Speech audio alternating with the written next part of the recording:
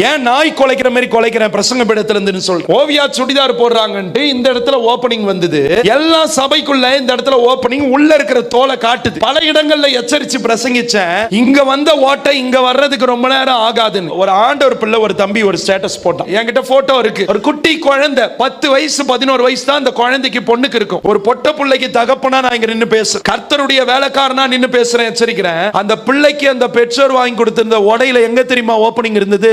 சரியா தொப்புல சுத்தி ஓட்டை. இன்னைக்கு எதமா நம்ம பிரதிபலிக்கிறோம்? Am I wearing Jesus Christ? Am I putting on Jesus Christ? நான் ஆண்டவராகிய இயேசு கிறிஸ்துவை என் மேல தரிச்சிருக்கிறேனா? வாலிப பிள்ளைகளுக்கும் பெற்றோர்களுக்கும் எச்சரிக்கிறேன். நீங்களும் ஞானம் ஞானஸ்நான உடன்படிக்கையில புதிய உடன்படிக்கையின் இரத்தத்தின் பங்காளர்களாக பங்காளிகளாக உள்ள வந்தப்ப உங்களுடைய நட உட பேச்சு பாவனை எல்லாம் கிறிஸ்து இயேசுவை தரித்திருக்கிறதை இந்த உலகத்துக்கு வெளிப்படுத்தணும். இன்னைக்கு உன் உடை யாரை வெளிப்படுத்துது?